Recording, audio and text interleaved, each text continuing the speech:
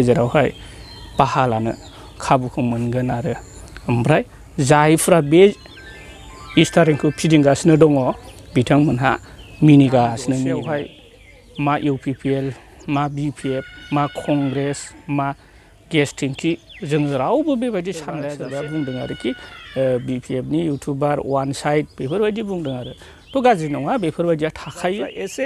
Down pass जाबाय बिथांमोनहा जेन' आरोबाव डिग्री समाव साबसिन नाजानायजों साबसिन गोसो होनानै जेन' मोजां पारसेन्ट लानानै मोजां मार्क लानानै पास खालामनो नाजायो बिथांमोननिसिम गुरैयै खावलायनाय थाबाय। खुलुमबाय रायजोफोर नोंथांमोनखौ दिनैनि गोदान मोनसे भिडिअनि गेजेरजों गोसोनि खुलुमनायखौ बयनिसिमबो जासिहरनाय थालायबाय। थ' बाथ्राया बेनो जाबाय आङो दिनै भिडिअ लाबोनायनि खारना जोंहा थार्ड फेज जे क'क्राझार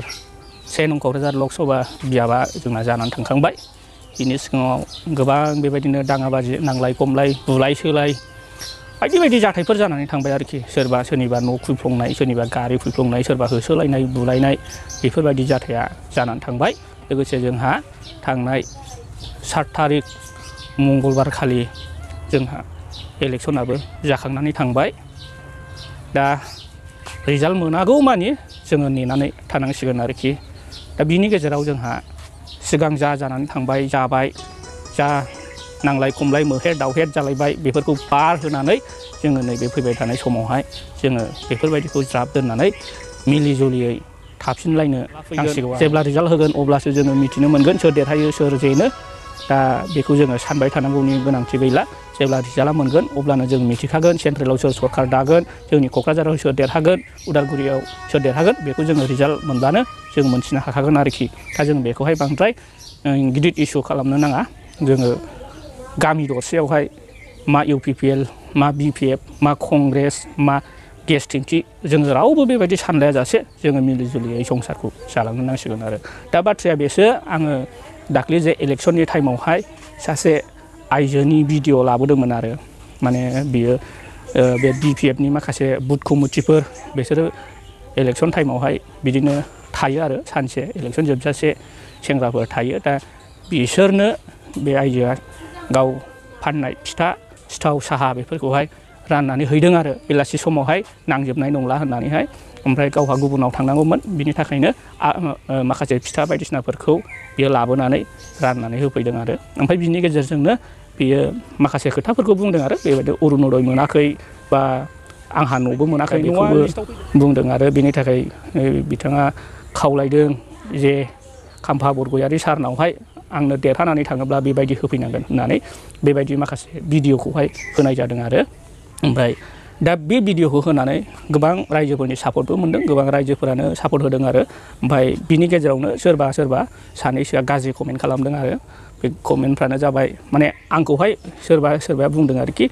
BPF नि इउटुबार वान साइड बेफोरबायदि बुंदों आरो। थ' गाज्रि नङा बेफोरबायदिया थाखायो। सासे इउटुब चेनेल थानाय लोगो लोगोनो बिनि गेजेराव अनेक रोखोमनि मानसिफोर थाखायो बेवहाय जों बेखौहाय बांद्राय बेफोरबायदि सानलायनाय गैया आरोखि। दा अब्लाबो आङो खावलायनाय थाबाय बेफोरबायदि सानलायनो नाङा आरोखि। दा नोंथांमोनहा साननो हागौ आंखौ वान साइड नोंथांमोना माखासे आंनि गारबोनाय भिडिअफोरावहाय थांनानै नायब्ला नुनो मोनगोन आङो बेयावहाय खालि BPF निल' भिडिअ होआ मालाबा कंग्रेसनि भिडिअबो लाबोयो आरो BJP नि एबसुनि UPPL नि बायदि रोखोमनि भिडिअ आरो माखासे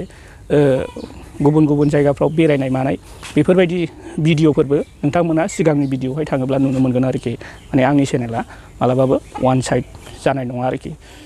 दा मोनसे बाथ्राया जाबाय जोंहा बर'फोरा बेबायदिनोसै आरो मालाय गावजों गाव पार्टिनि खोथा लानानै सोरबा BPF नि सोरबा UPPL नि सोरबा BJP नि सोरबा कंग्रेसनि होनलायनानै दाङाबाजि नांलाय खमलाय बेफोरबायदि मोहेर दावहेर बेफोरबायदि जालायबाय थानाय नाटकुट जालायबाय थानोसै आरोखि। ओमफ्राय बिनि गेजेरावनो माखासे गुबुन हारिनि लिडारफोरा सुबिदा लानानै जोंनि गेजेराव हाबखावफैनोसै आरो ओमफ्राय ओरै नांलायबाय थानोसै बिसोरासो थुमफ्ला मालाय बारग'लांनोसै। ओंखायनो जोङो बेफोरबायदि माखासे सुबिदाफोरखौ होनो नाङा। दा बेसो आरोखि बाथ्राया जेब्ला जोंनि गेजेराव बेबायदि गुरुं नुयो बै समावसो बायह्रानि मानसिया हाबफैनो सुबिदा मोनो आरोखि। दा जोङो नायनानै लादो जेनेबा खरसे न'खराव जेनेबा साथाम साब्रै बिदा फंबाय दङ बे बिदा फंबायनि गेजेरावनो सैलाया आरोखि मोजां थासारि फंबायनो गोरोबलायनाय गैया दा बेबायदिखौ नुयोब्ला गामिनि माखासे मानसिफोरा बा बाहेरानि मानसिफोरा नोंसिनि सायावहाय दावरावखौ लाबोनानै बायदि रोखोम एरलायनाय बेफोरबायदि लाबोनानै न'खराव गरमनिफ्राय गरमसिन खालामफैनानै बैसोरो मिनियो आरोखि जेब्ला नोंसिनि न'खराव बा जोंनि न'खराव दावराव दावसिखौ नुगोन अब्ला बै जायफ्रा खोथा बाथ्रा थुनानै होग्रा बेफोरो मिनियो आरोखि दा थिग बेबायदिनो जोंनि बर'फोरनि गेजेरावबो दिनै जोंनि बर'फोरा जेब्ला गावस्रानाय लोगो लोगो जोंनि बर'फोरा थेर बेथेर गावस्रालांनाय दखर दखर जानाय लोगो लोगोनो गुबुन हारिफ्रा जोंनियावहाय बाहा लाफैनो खाबुखौ मोनदों आरो जेरै थांनाय 10 बोसोरनि सिगां नब कुमार सरनियाया मानि थाखाय जोंनावहाय सुबिदा मोनबायदों जोङो जोंनि बे बर'फोरनि गावलायनायखौ नुनानै बर'फोरा गोरोबलायनाय गैयैखौ नुनानै बर'फोराव खौसेथि गैयैखौ नुनानैसो बिथाङा जोंनियावहाय बाहा लाफैनानै बिथाङा बर' मोनसे आफाद दिन्थिफ्लानानै बर'नि एगेन्स्टआवहाय इलेक्सन गेलेनानै बिथाङा देरहाजेननायनिफ्रायनो दिनैसिम 10 बोसोर देरहाबाय दा मोजांनि खोथा सावरायलायनायनि गेजेरजों बिथांनि ST सार्टिफिकेटखौ दाननानै होनाय जाबाय दा बेनो आरो दा जेसेबांनाखि जोंनि गेजेराव बेफोरबायदि नों आं बेफोरबायदि सानलायनाय थागोन अब्लासिम गुबुन हारिया जोंनि सायाव नारसिननो आरो जोंनि गेजेरावहाय बाहा लानो खाबुखौ मोनगोन आरो ओमफ्राय जायफ्रा बे इस्टारिंखौ फिदिंगासिनो दङ बिथांमोनहा मिनिगोन जाबाय बयबो जोंनि बड'लेण्डनि सिङाव थानाय बा जोंनि आसामनि सिङाव थानाय जेसेबांनाखि बेबायदिनो PO फाइनाल एग्जाम होदोंमोन बै एग्जाम होग्राफोरनि फिथाइया दिनै मोनबाय बे फिथाइ मोननायखाय आङो बयबो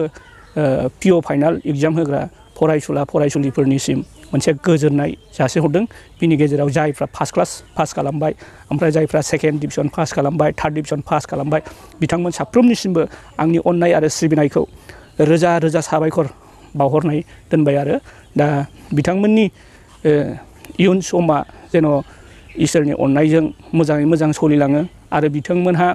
फैबाय थानाय डिग्री लेभेलाव जेन' मोजाङै साबसिननिफ्राय साबसिन बेबायदिनो फरायनानै गावनि मोजां डिग्रीफोरखौहाय आवग्रिनानै लानो हायो बिथांमोननिसिम गोजोननाय थाबाय आरो जायफ्रा एसे डाउन पास जाबाय बिथांमोनहा जेन' आरोबाव डिग्री समाव साबसिन नाजानायजों साबसिन गोसो होनानै जेन' मोजां पारसेन्ट लानानै मोजां मार्क लानानै पास खालामनो नाजायो बिथांमोननिसिम गुरैयै खावलायनाय थाबाय दा जोबनायावहाय जेसेबांनाखि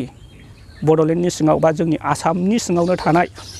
बर' हाई सेकेन्डारि आनजाद दिनैनि रिजाल्टखौ मोननाय साफ्रोमनिसिमबो आंनि अननाय आरो सिबिनायखौ जासिहरनानै नोंथांमोन बयनिसिमबो मोनसे लाइक खालामनाय जाबाय आरोखि नोंथांमोन